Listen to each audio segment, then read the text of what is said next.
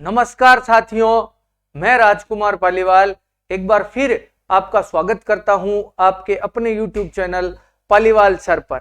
सर्वप्रथम तो आप सभी साथियों को नववर्ष की हार्दिक शुभकामनाएं।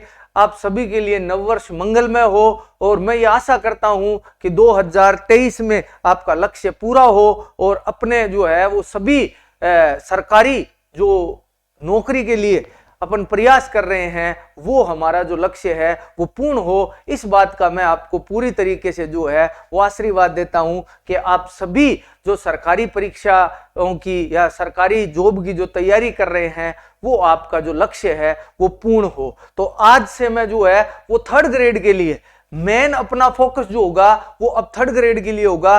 कल मैंने एक छोटा सा वीडियो बनाया था जिसमें मैंने आपको बताया था कि भाई अपन जो है वो रोजाना 25 से 30 प्रश्नों की क्लास बनाएंगे। बहुत सारे बच्चों ने कमेंट करके मुझे बताया, मुझे बहुत बढ़िया लगा आपके सहयोग और जो है वो आपने जो आशा अनुरूप जो कमेंट किए उनके लिए बहुत बहुत धन्यवाद। तो साथियों, अपन ने तय किया था कि रोजाना 25 से 30 प्रश्नों की क्लास लाई जाएगी जो टॉपिक वाइज होगी। आज की क्लास पहले से मेरे पास प्रश्न बने हुए थे तो अचानक से जो है वो मैं नए प्रश्न नहीं बना सका। कल से जो नेक्स्ट अपनी क्लासेज होगी, कल से आगे वाली जो भी क्लासेज होगी इनमें अपन एक पर्टिकुलर 1-2 टॉपिक लेकर उनमें जो है वो क्लास बनाएंगे। आज की क्लास में मिले जुले प्रश्न है लगभग जो है वो आज प्रश्न तो अपने पास 25-30 होंगे, लेकिन प्रश्नों की जो क्लास है वो बहुत ही शानदार है और सबसे ज्यादा जब हम उनकी व्याख्या करेंगे तो वो 25% 100 से भी ज्यादा बन जाएंगे। तो मैं बिना देर किए हुए आपको पहले प्रश्न की ओर ले जाता हूं। बस आप चैनल को ज्यादा से ज्यादा लाइक, शेयर और सब्सक्राइब करते रहें। कमेंट में बताएं कि आपको क्लास कैसी लगी, साथ ही अपने साथियों को भी रिकमेंड करें ताकि मेरा भी हौसला बना रहे। मेरा पूरा प्रयास रहेगा कि आप 2023 में जो है वो सरकारी शिक्षक बने। तो अब से अपनी जो भी क्लासें होगी उनका पूरा का पूरा फोकस अपना 3rd ग्रेड भर्ती पर होगा। तो मैं बिना देर किए हुए क्लास की ओर चलता हूं। पहले प्रश्न की ओर चलते हैं। तो पहला प्रश्न है कि जैसलमेर में तिरंगा झंडा फहराने वाले प्रथम स्वतंत्रता सेनानी कौन थे? ये जो जैसलमेर है, जैसलमेर में पहली बार तिरंगा झंडा फहराने का जो काम किया था वो किया था जीतमल पुरोहित ने। जीतमल पुरोहित ने 1936 ईस्वी में, इन्होंने 1936 ईस्वी में इन्होंने 1936 ईस्वी में जैसलमेर दुर्ग में अपने निवास स्थान पर तिरंगा झंडा फहराया था।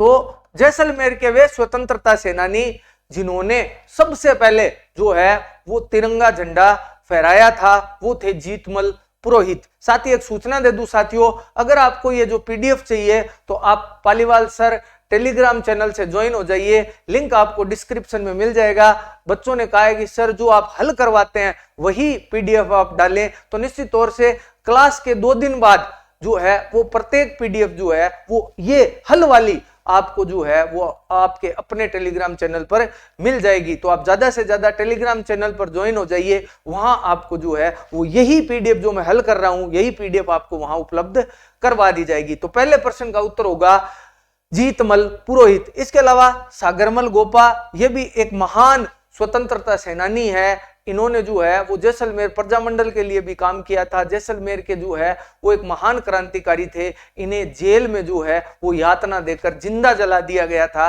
तो सागरमल गोपा जो है वो एक महान क्रांतिकारी थे और एक ऐसे क्रांतिकारी थे जिन्हें 2 रियासतों से देश निकाला प्राप्त था, एक तो जैसलमेर और दूसरा हैदराबाद रियासत से भी इन्हें देश निकाला दिया गया था। तो जैसलमेर वाले प्रश्न का उत्तर जीतमल पुरोहित हो गया।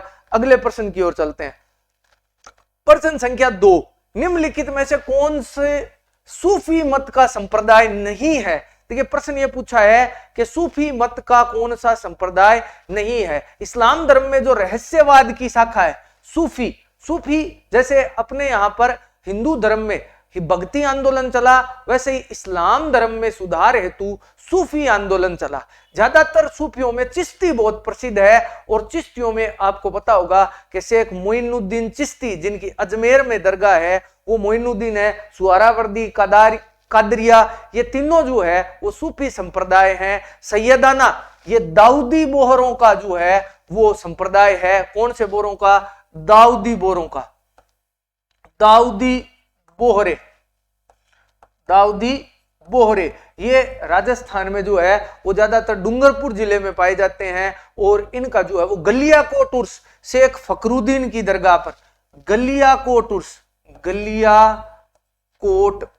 गलियाकोट उर्स जो है वो कहां लगता है? ये लगता है डूंगरपुर में।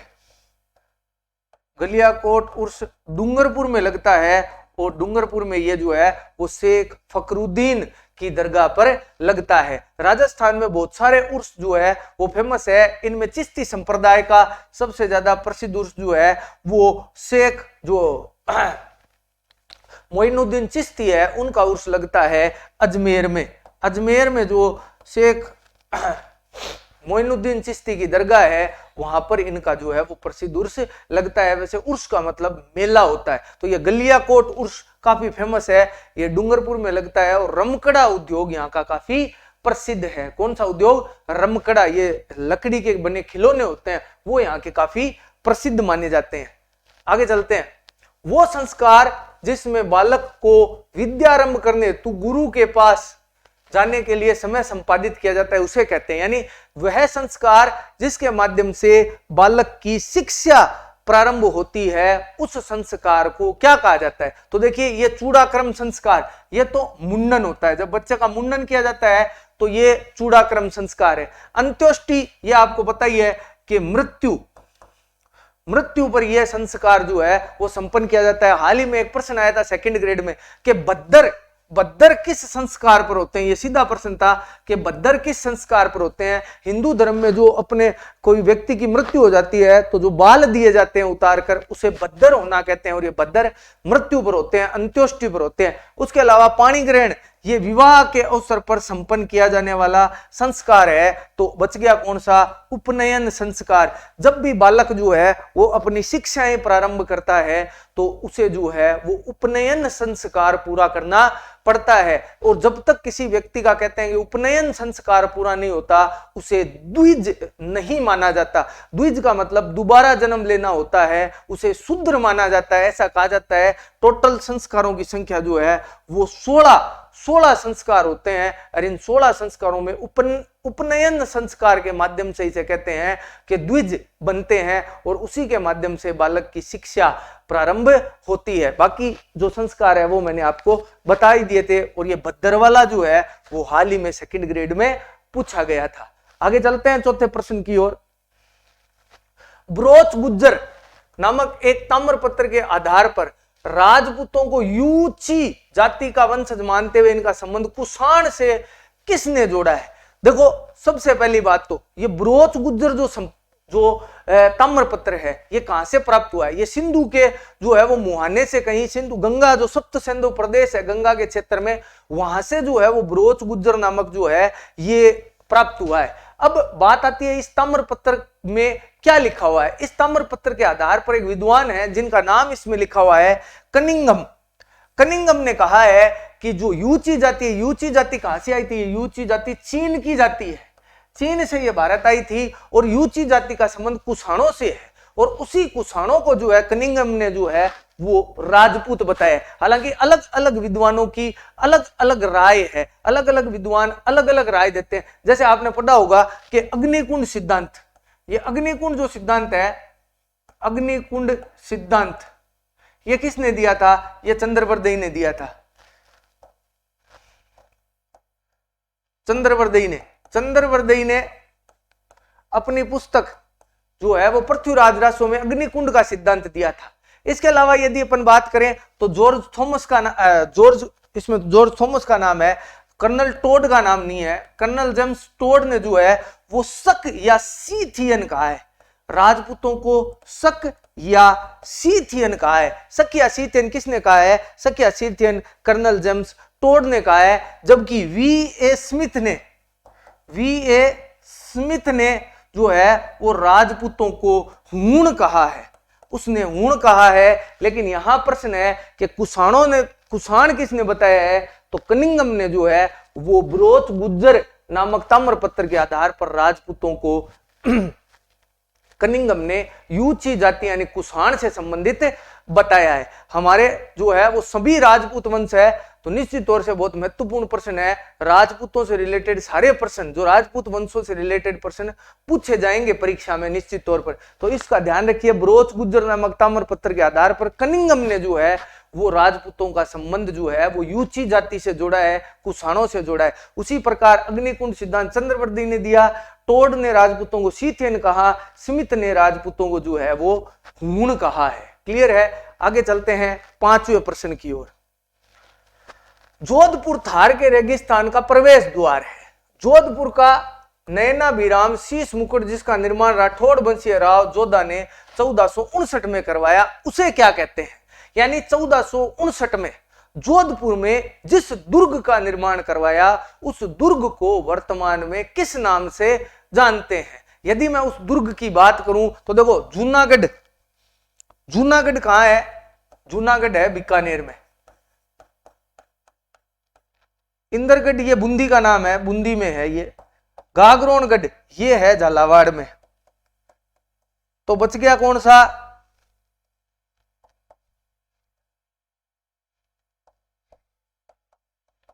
झालावाड़। तो बच गया कौन सा? मेहरानगढ़।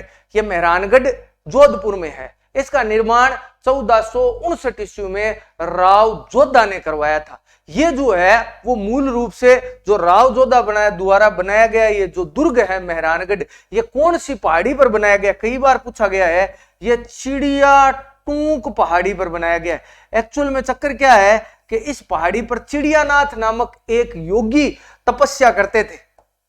वहां राजा को जो है वो एक दुर्ग बनवाना था। राव जोधा ने उस पहाड़ी को चुना था। तो चिड़िया टूंक पहाड़ी पर गए, चिड़ियानाथ वहां रहा करते थे। चिड़ियानाथ ने पहाड़ी खाली करने से इनकार कर दिया। तो राव जोधा ने जब उनसे प्रार्थना की तो चिड़ियानाथ ने कहा कि यदि पहाड़ी का नाम मेरे नाम पर कर दिया जाए, इस जमीन या पहाड़ी का नाम मेरे नाम पर कर दिया जाए, तो मैं ये पहाड़ी छोड़ने को तैयार हूं। राव जोधा एग्री हो गए और उन्होंने उस पहाड़ी का नाम चिड़ियानाथ के नाम पर चिड़िया टूंक पहाड़ी कर दिया। यह दुर्ग इतना बड़ा है कि इस दुर्ग के बारे में कहा जाता है कि इस दुर्ग को मनुष्यों ने नहीं बल्कि दानवों या प्रेतों द्वारा बनाया गया। इतना बड़ा दुर्ग है। इसके अलावा इस दुर्ग में एक चामुंडा माता का मंदिर है। चामुंडा माता का मंदिर, यह चामुंडा माता का मंदिर इसमें बहुत ज्यादा प्रसिद्ध मंदिर है। और एक बार यहाँ पर एक त्रासदी भी हुई थी जिसमें काफी लोग मारे गए थे, जिसकी जांच के लिए जस्टिस चोपड़ा आयोग का गठन किया गया था। तो चामुंडा माता का मंदिर इस दुर्ग में है। इसे मयूर ध्वज दुर्ग के नाम से भी जाना जाता है। कहते हैं इसका जो आकार है वो मोर के समान है। इसे मेहरानगढ़ कहा जाता है बड़ा होने के कारण। और इस दुर्ग को जो है वो जोधपुर दुर्ग के नाम से भी जाना जाता है। और इवन जोधपुर नगर की स्थापना भी राव जोधा ने 1459 ईस्वी में ही की थी। और उसी समय जो है वो कुंभलगढ़ दुर्ग का निर्माण भी राव कुंभा द्वारा करवाया गया था। आगे चलते हैं 6ठे प्रश्न की ओर। राजस्थान में आधुनिक चित्रकला नव प्रभाववादी जन चित्रांकन पद्धति प्रारंभ करने वाले व्यक्ति कौन थे? यदि 6ठे प्रश्न की बात करूं तो इसका उत्तर है मास्टर कुंदनलाल मिस्त्री। वह इसका उत्तर होगा। मास्टर कुंदनलाल मिस्त्री ने जो है वो राजस्थान में आधुनिक चित्रकला के जो है वो जनक कहे जाते हैं, जिसमें नव प्रभाववादी चित्रांकन पद्धति के जनक कहे जाते हैं कुंदनलाल मिस्त्री। वैसे राजस्थान की सबसे प्राचीन चित्रशैली मेवाड़ चित्रशैली मानी जाती है। और मेवाड़ चित्रशैली का श्रावक प्रतिक्रमण सूत्र चूर्णी जो ग्रंथ है जैन ग्रंथ, उसका चित्र सबसे पहले बनाया गया था कमल चंद्र द्वारा और राजस्थान का सबसे प्राचीन चित्रों में से एक माना जाता है। इसके अलावा यदि राजस्थान चित्रकला की मैं बात करूं तो मेवाड़ शैली, मारवाड़ शैली और किशनगढ़ शैली, और किशनगढ़ शैली का चित्र बणी ठणी, कई बार पूछा जाता है कि बणी ठणी चित्र कौन सी शैली का है? ये किशनगढ़ शैली का चित्र है। किशनगढ़ शैली का चित्र है और इस चित्र को जो है वो राजस्थान की मोनालिसा कहा जाता है। और इस चित्र पर भारत सरकार द्वारा 1973 में 5 रुपए का डाक टिकट भी जारी किया गया था। इस बनी ठनी चित्र पर जो है वो 5 रुपए का डाक टिकट भी जारी किया गया था। यह प्रश्न सेकंड ग्रेड में आया था कि कितने रुपए का डाक टिकट जारी किया गया था। तो बनी ठनी चित्र कला पर जो है वो चित्र पर 5 रुपए का डाक टिकट जो है वो भारत सरकार द्वारा जारी किया गया था। तो बढ़िया प्रश्न है, 2-3 प्रश्न मैंने आपको इसमें बता दिए। आगे चलते हैं 7वें प्रश्न की ओर। पेच वर्क की किस प्रमुख कलाकार ने इस कला को अंतरराष्ट्रीय स्तर पर पहुंचाया? सबसे पहले पेच वर्क होता क्या है? सबसे पहले पेच वर्क राजस्थान की एक लोक कला है और पेच वर्क का संबंध शेखावटी से है। सबसे पहली बात, इसका संबंध शेखावटी से है। होता क्या है, कपड़े के टुकड़ा जो कपड़ा होता है उस पर अलग अलग रंगों की लीरियों को छिलकर एक नई जो डिजाइन बनाई जाती है उस डिजाइन को पेचवर्क कहा जाता है। यानी ये कपड़ा ले लिया, उस कपड़ों पर अलग अलग प्रकार के जो है वो अलग अलग प्रकार के टुकड़े कपड़े के टुकड़े अलग अलग विभिन्न रंगों के टुकड़ों से जो डिजाइन बनाई जाती है उसको जो है वो पेचवर्क कहा जाता है। ये शेखावटी की प्रसिद्ध है और इस पेचवर्क के लिए प्रसिद्ध जो है वो है शशि झालानी। जयपुर की शशि झालानी जो है वो काफी इसके लिए प्रसिद्ध है। इन्होंने इसे अंतरराष्ट्रीय स्तर पर पहुंचाया। इसके अलावा पार्वती देवी भीलवाड़ा, ये फड़ चित्रण की जो है वो फड़ चित्रण से संबंधित जो कला है उसमें ये निपुण मानी जाती है। पार्वती देवी जोशी जो है वो इसकी काफी सिद्ध हस्त कलाकार है। फड़ जो है वो भीलवाड़ा में छपती है तो उनसे रिलेटेड जो चित्र है वो पार्वती देवी बनाने में सिद्ध हस्त मानी जाती है। इसके अलावा राजस्थान में बहुत सारी कलाएं हैं जिनमें अगर मैं कहूं तो थेवा कला कहाँ की प्रसिद्ध है? थेवा कला, ये थेवा कला है प्रतापगढ़ की। प्रतापगढ़ की थेवा कला क्या होती है? ये क्या होती है कि कांच पर जो ग्रीन मीने से और सोने की जो नक्काशी की जाती है उसे थेवा कला कहा जाता है। ऐसे ही बादला जो है ये पानी की बोतल होती है जस्ते की, ये जोधपुर की काफी प्रसिद्ध है। तो राजस्थान में इस प्रकार की लोक कलाएं भरी पड़ी है। ऐसे ही एक टेराकोटा कला होती है, टेराकोटा कला यानी मिट्टी की मूर्तियां बनाना, ये मोलेला राज संबंध की काफी प्रसिद्ध है। तो अलग अलग स्थान की राजस्थान में बहुत सारी कलाएं हैं। वैसे पेचवर्क शेखावटी की है और इसकी सिद्ध हस्त कलाकार है शशि झालानी, जयपुर की रहने वाली। आगे चलते हैं। निम्नलिखित में से किस राज्य का प्रजामंडल राज्य से बाहर बना था? देखिए राजस्थान में बहुत सारे प्रजामंडलों की स्थापना हुई, लेकिन राजस्थान के 2 प्रजामंडल 1936 में बीकानेर प्रजामंडल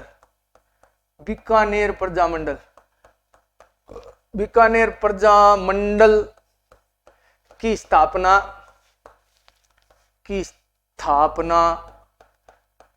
कलकत्ता में हुई। एक तो कलकत्ता में हुई, एक तो ये राज्य से बाहर बना, दूसरा ये राजस्थान से ही बाहर बना था। दूसरा प्रजामंडल जो राजस्थान में बना लेकिन वह अपने राज्य से बाहर बना 15 दिसंबर 1945 को 15 दिसंबर 1945 को जैसलमेर प्रजामंडल की स्थापना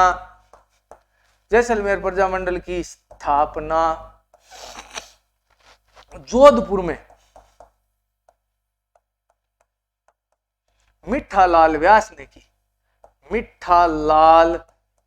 ने की।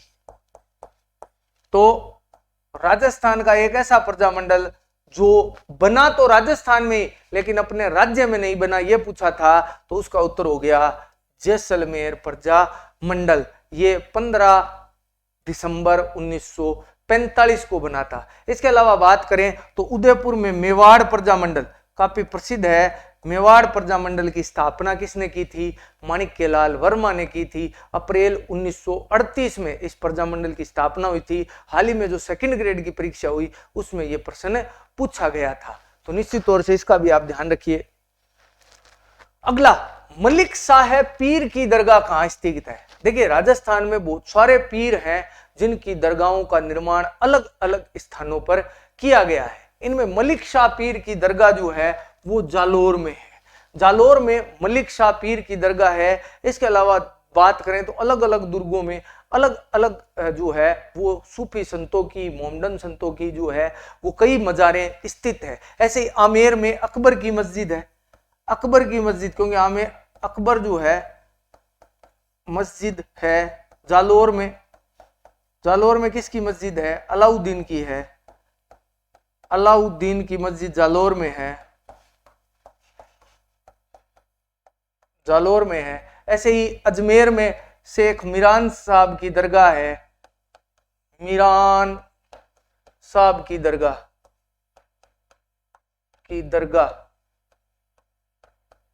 कहाँ है? अजमेर के तारागढ़ दुर्ग में है। इसी प्रकार अलग अलग बात करें तो मिठे शाह की दरगाह जागरोन दुर्ग में है। अलग अलग जो संत हैं उनकी दरगाहें अलग अलग स्थानों पर हैं। इनमें मलिक शाह की दरगाह जो है वो जालोर में है। आगे चलते हैं 10वें प्रश्न की ओर। बिथोड़ा का युद्ध किन के मध्य हुआ? बिथोड़ा का युद्ध किन के मध्य हुआ? देखो, अंग्रेजों और जो है वो अहुआ के ठाकुर कुशाल सिंह के मध्य 3 युद्ध हुए थे। एक बिथोड़ा का युद्ध, 2 चेलावास का युद्ध और 3 अहुआ का युद्ध।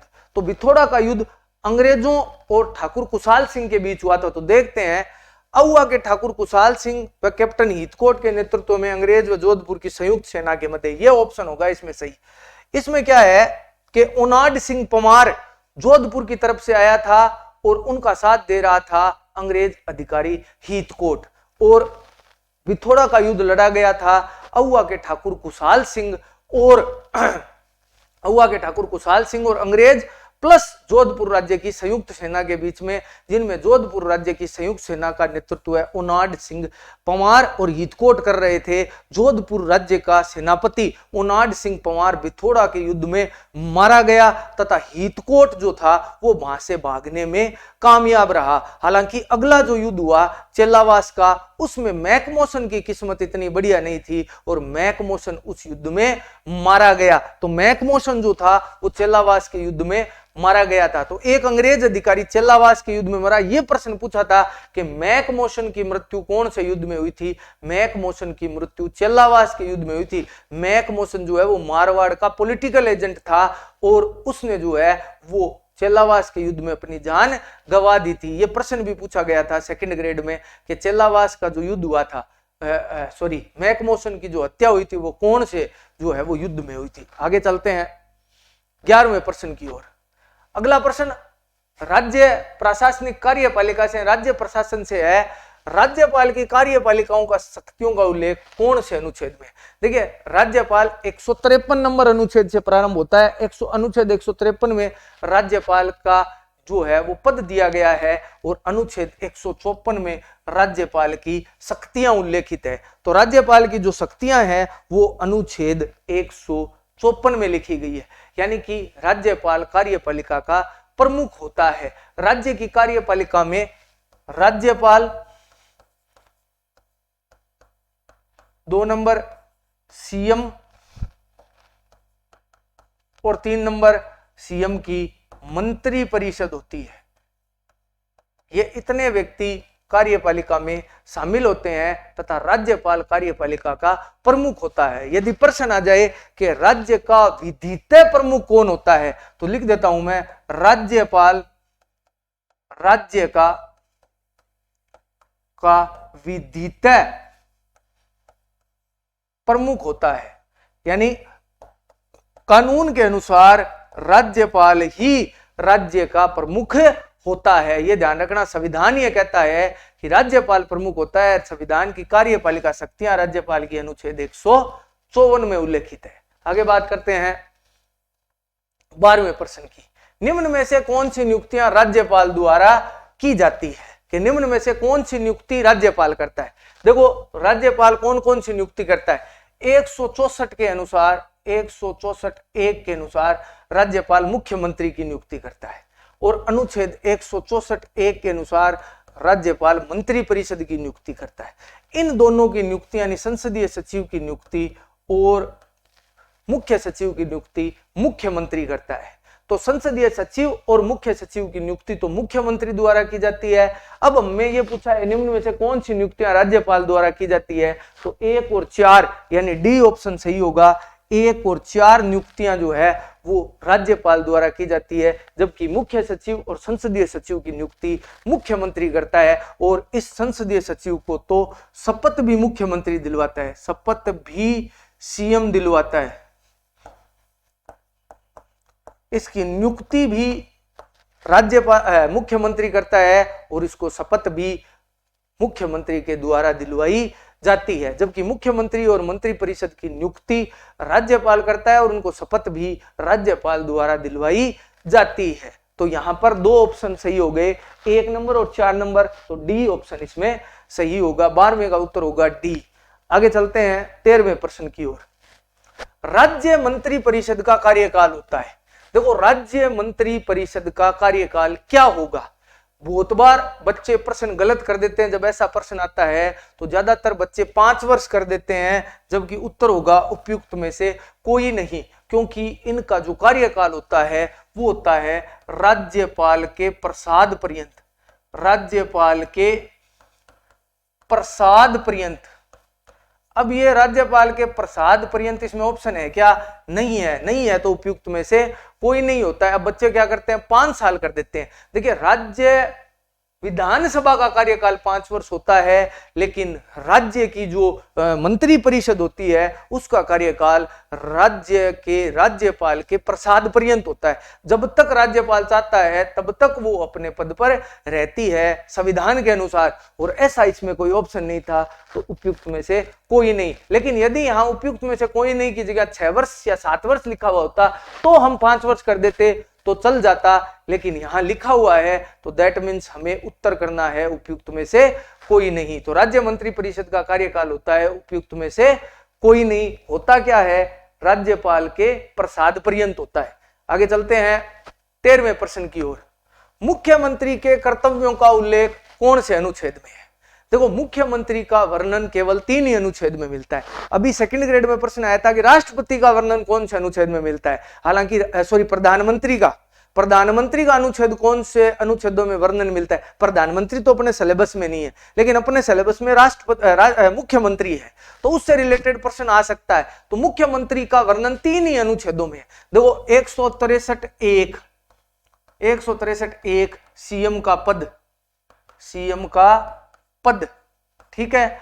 164(1) सीएम की नियुक्ति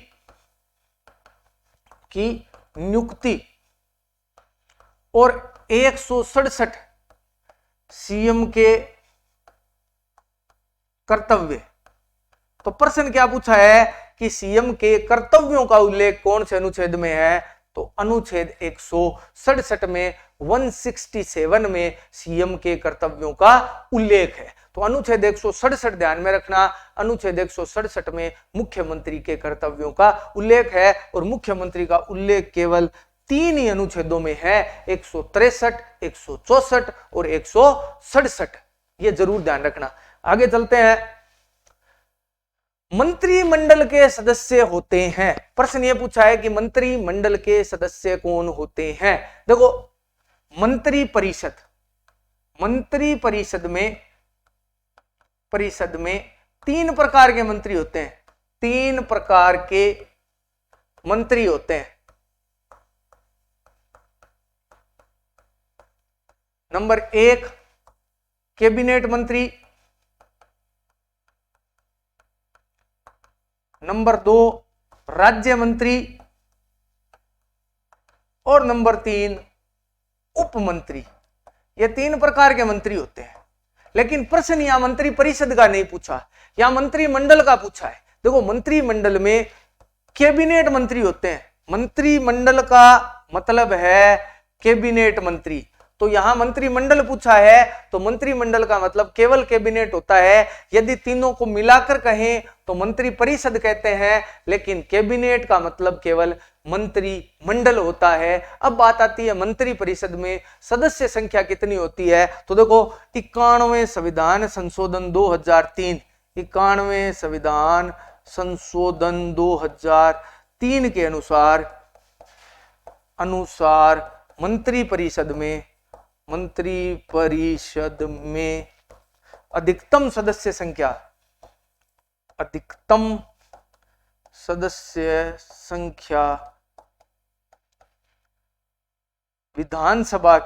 विधानसभा सदस्य संख्या की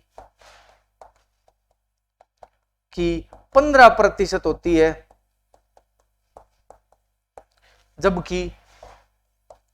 जबकि जहां ये संख्या 12 से कम होती है वहां 12 मंत्री होंगे। अब इसका मतलब आप समझिए कि मंत्री परिषद में अधिकतम सदस्य संख्या जो है वो मंत्री परिषद की है विधानसभा की सदस्य संख्या की 15%, यानी राजस्थान की बात करें तो 30 होगी। लेकिन जहां ये संख्या 12 से कम होगी वहां जो है वो कम से कम 12 मंत्री होंगे। जैसे गोवा में मान लीजिए, गोवा में 40 ही सदस्य है तो 40/100 × 15, तो 10 से 10 काट दे, 15 चौके 60/10, तो यहाँ 6 ही मंत्री आते हैं। तो गोवा में कम से कम 12 मंत्री होंगे। जहां ये संख्या 12 से कम आती है वहां पर जो है वो सदस्य संख्या 12 से कम नहीं होगी। अपने राजस्थान में मंत्री देखें, राजस्थान में मंत्री कितने हो सकते हैं? राजस्थान में मंत्री हो सकते हैं 30। आगे चलते हैं 15वें प्रश्न की ओर। राजस्थान लोकायुक्त के बारे में कौन सा कथन सही है? राजस्थान लोकायुक्त के बारे में कौन सा कथन सही है? देखो, लोकायुक्त बहुत ही बढ़िया प्रश्न है, कई बार परीक्षा में पूछा जाता है। तो देखिए, राजस्थान के मुख्यमंत्री लोकायुक्त के क्षेत्राधिकार से बाहर है, यह कथन बिल्कुल सत्य है। महालेखाकार राजस्थान लोकायुक्त के क्षेत्र, महालेखाकार भी उसमें नहीं आता है। राजस्थान राज्य विधानसभा सचिवालय के अधिकारी व कर्मचारी लोकायुक्त के क्षेत्र से बाहर है। तो तीनों ही सही है। सही कथन पूछा है क्या? तो 1, 2, 3 होते हैं। अब बात कर लेते हैं लोकायुक्त की। लोकायुक्त संस्था राजस्थान में 1973 ईस्वी में बनी। 1973 में लोकायुक्त की नियुक्ति हुई। ID दुआ राजस्थान के प्रथम लोकायुक्त थे। वर्तमान प्रताप सिंह लोहारा राजस्थान के वर्तमान लोकायुक्त है। और लोकायुक्त संस्था की स्थापना राजस्थान में 1973 में हुई थी। इसके अलावा बात करूं तो ID दुआ राजस्थान के प्रथम लोकायुक्त थे। 16वां प्रश्न, राजस्थान में 1857 की क्रांति किस स्थान से प्रारंभ हुई? यदि राजस्थान से मैं बात करूं तो भारत में तो ये मेरठ से प्रारंभ हुई थी। मेरठ से 10 मई 1857 को प्रारंभ हुई थी, 10 मई 1857 को। लेकिन भारत की बात करूं तो नसीराबाद से प्रारंभ हुई थी। नसीराबाद अजमेर में है और नसीराबाद से यह क्रांति 28 मई 1857 को प्रारंभ हुई थी। ये अन्य जो छावनियां है वो राजस्थान में ही है। इनमें नसीराबाद, नीमच, देवली, एरनपुरा, खेरवाड़ा, ब्यावर, ये 6 राजस्थान में सैनिक छावनियां थी 1857 की क्रांति के समय। और पैट्रिक लॉरेंस जो थे उस समय राजस्थान के AGG हुआ करते थे। और लॉर्ड कैनिंग भारत के उस समय गवर्नर जनरल थे। अंग्रेजों के विरुद्ध बहुत ही भयंकर यह क्रांति हुई थी। इसे भारत का प्रथम स्वतंत्रता संग्राम भी कहा जाता है। लेकिन राजस्थान में सबसे ज्यादा तीव्र क्रांति कहीं हुई थी तो वो कोटा में हुई थी। कोटा में सबसे ज्यादा तीव्र क्रांति हुई थी। और कोटा में एक व्यक्ति का सर काटकर पूरे कोटा में घुमाया गया था। उसका नाम था कोटा का पॉलिटिकल एजेंट मेजर बर्टन का सर काटकर पूरे कोटा में घुमाया गया था। और दशहरे का उत्सव मनाया गया था क्योंकि उस दिन दशहरा था। 17वां प्रश्न, उन महाराणा का क्या नाम था जो केसरी सिंह भारत की, केसरी सिंह भारत नहीं है ये, केसरी सिंह बारठ की चेतावनी चुंगटिया से इस कदर प्रभावित हो गए कि उन्होंने दिल्ली दरबार की यात्रा रद्द कर दी। देखो, राणा फतेह सिंह जो है वो दिल्ली दरबार में जा रहे थे। ये मेवाड़ महाराणा फतेह सिंह दिल्ली दरबार में जा रहे थे तो केसरी सिंह बारठ ने 13 सोरठे लिखे थे, 13 सोरठे। और उन 13 सोरठों को कहा जाता है चेतावनी चुंगटिया। उन 13 सोरठों में उन्होंने जो है वो उन्हें राणा फतेह सिंह को इस बात को कहा था कि वे जो है वो दिल्ली दरबार में न जाए। इन 13 सोरठों को पढ़कर दिल्ली दरबार में जाने का जो है उनका जो मकसद था उसे बदल दिया और राणा फतेह सिंह दिल्ली दरबार में नहीं गए। ये राणा फतेह सिंह वही है जो बिजोलिया और बेंगू किसान आंदोलन के समय मेवाड़ के शासक हुआ करते थे। आगे चलते हैं 18वें प्रश्न की ओर। राजस्थान राज्य निर्वाचन आयोग के बारे में निम्न में से कौन सा कथन सही है? सही कथन छांटने अपने को। इसका गठन भारतीय संविधान के अनुच्छेद 243 के अंतर्गत जुलाई 1994 में किया गया। सत्य कथन है 100%। अमर सिंह राठौड़ राजस्थान राज्य निर्वाचन आयोग के सदस्य थे, प्रथम अध्यक्ष थे। एक ही सदस्य होता है इसमें और ये जो है वो जुलाई 1994 में बना। ये एक बहुसदस्य आयोग है, इसका अध्यक्ष ये असत्य है, ये बहुसदस्य नहीं है, ये एक सदस्य ही है, मैंने बताया था। इसका एक सचिव होता है जो राज्य का मुख्य निर्वाचन अधिकारी होता है, यह भी असत्य है। मुख्य निर्वाचन अधिकारी और राज्य निर्वाचन आयुक्त दोनों अलग अलग चीजें होती है, इनका आपस में कोई कनेक्शन नहीं है। यह पंचायती राज और नगर निकायों मतदाता सूची तैयार कराता है और उनके चुनाव करवाता है, यह कथन बिल्कुल सत्य है। राज्य निर्वाचन आयोग का मुख्य जो काम होता है वो पंचायती राज के और नगर पालिका के चुनाव करवाना और उनकी मतदाता सूचियां तैयार करना होता है। यानी 1 और 4 सही है, 2 और 3 इसके बारे में गलत है। तो 1 और 4 देखते हैं ऑप्शन कहाँ है। ए ऑप्शन इसका सही है। ध्यान रखना, राज्य निर्वाचन आयोग एक सदस्यीय आयोग होता है। इसके वर्तमान राज्य निर्वाचन आयुक्त जो है, देखिए ये राज्य निर्वाचन आयुक्त कौन है राजस्थान के? डॉक्टर मधुकर गुप्ता। डॉक्टर मधुकर गुप्ता। ये हाल ही में अभी जो 2nd ग्रेड की परीक्षा हुई है उसमें पूछा था कि राजस्थान राज्य मुख्य निर्वाचन आयुक्त कौन है? डॉक्टर मधुकर गुप्ता है। आगे चलते हैं। अकबर ने राणा प्रताप के पास किसे संधि प्रस्तावक बनाकर नहीं भेजा पूछा है साथियों। भेजा किसे था? अपन याद करते हैं इसे, जम्मा भाटो, इससे याद कर सकते हैं, जम्मा भाटो। जैसे जलाल खां को भेजा, मां से मान सिंह को भेजा, भा से भगवंत दास को भेजा और तो से टोडरमल को भेजा। सबसे लास्ट में टोडरमल को और सबसे पहले 1, 2, 3 और 4 लोगों को भेजा। तो इनमें से किसको नहीं भेजा? इनमें से अबुल फजल को नहीं भेजा। अबुल फजल अलग चीज है, इन्हें जो है वो संधि प्रस्ताव बनाकर महाराणा प्रताप के पास नहीं भेजा गया। चारों ही संधि प्रस्तावकों की बातों को राणा प्रताप ने दरकिनार कर दिया और बाद में एक युद्ध हुआ था जिसे इतिहास में हल्दी घाटी का युद्ध कहा जाता है। 18 जून 1576 को यह युद्ध लड़ा गया था। आगे चलते हैं 20वें प्रश्न की ओर। निम्न युद्धों का कालक्रम व्यवस्थित कीजिए। देखो राजस्थान में लड़े गए युद्ध जो काफी महत्वपूर्ण युद्ध माने जाते हैं, इनका काल के अनुसार इन्हें व्यवस्थित करना है। तो बात करते हैं इनके कालों की। तो सबसे पहले अपन देखते हैं खानवा का युद्ध। ये खानवा का युद्ध जो है वो 1527 में हुआ था, राणा सांगा और बाबर के बीच में। फिर बटनेर का युद्ध ये 1398 में हुआ था, दुल्हेराव राय और तैमूर के बीच में। उसके बाद गिरी समेल का युद्ध 1544 में हुआ था, शेरशाह सूरी और राव मालदेव के मध्य। और हल्दी घाटी का युद्ध अभी बताया मैंने आपको 18 जून 1576 को हुआ था, अकबर और राणा प्रताप के मध्य। तो आप देख लीजिए 2, 1, 3, 4, 2, 1, 3, 4, इसका ऑप्शन ये सही हो गया 2, 1, 3, 4।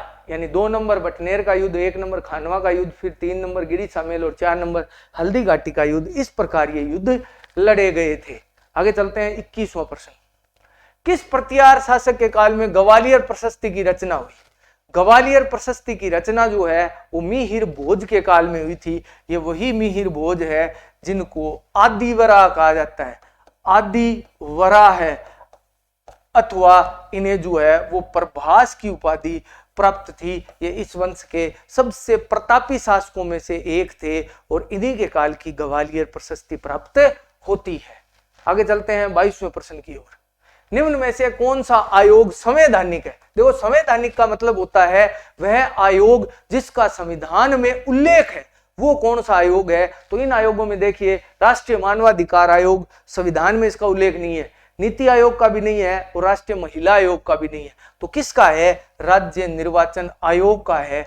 243 के अनुच्छेद में राज्य निर्वाचन आयोग का उल्लेख है, अन्य जो आयोग है इनका उल्लेख नहीं है। ये नीति आयोग तो 1/1/2015 में बना था, इसका संविधान में कहीं उल्लेख नहीं है। राष्ट्रीय मानवाधिकार आयोग 1993 में बना, इसका भी संविधान में 12 अक्टूबर 1993 लिख देता हूँ, 12 अक्टूबर 1993 को बना, इसका भी संविधान में कोई उल्लेख नहीं है, लेकिन राज्य निर्वाचन आयोग का संविधान में उल्लेख है।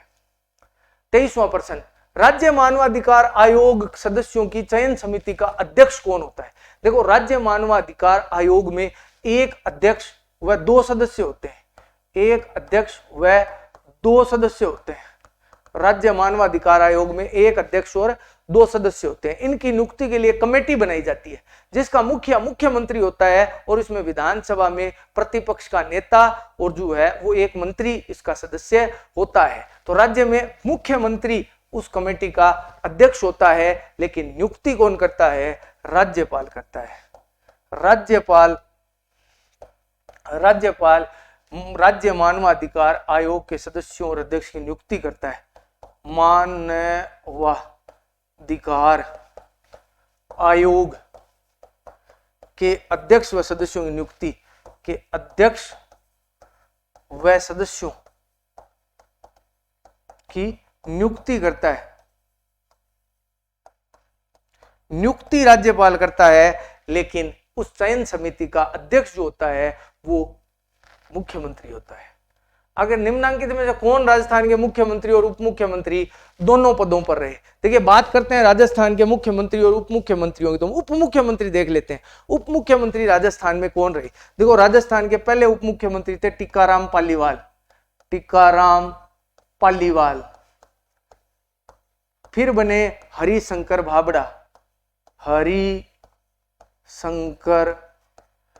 भाबड़ा। फिर बने 3 नंबर कमला बेनीवाल और बनवारी लाल, ये दोनों साथ ही बने थे।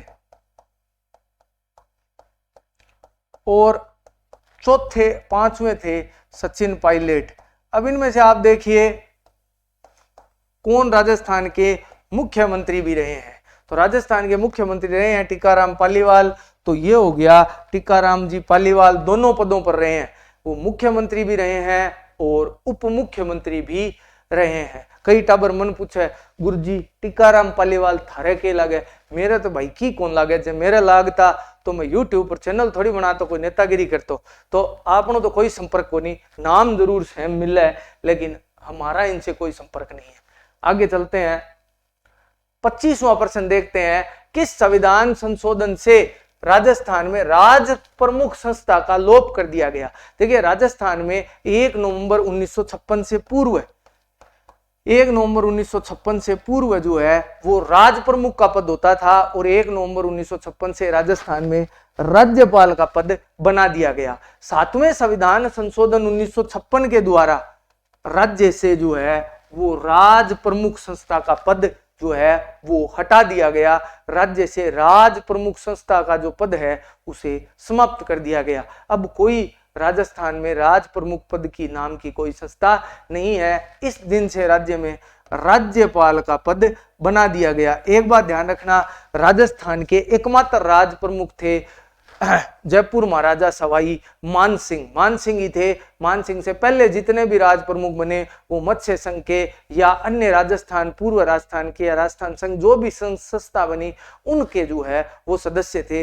राजस्थान के पहले और अंतिम जो राज प्रमुख थे वो सवाई मानसिंह थे। Thank you for watching. आज के वीडियो में इतना ही। साथियों, आपको अगर इसकी पीडीएफ चाहिए तो आप टेलीग्राम चैनल पर ज्वाइन हो जाइए। 1 या 2 दिनों में मैं टेलीग्राम चैनल पर जो है वो ये PDF अपडेट कर दूंगा। साथ ही एक बार पुनः आप सभी को नए साल की हार्दिक शुभकामनाएं।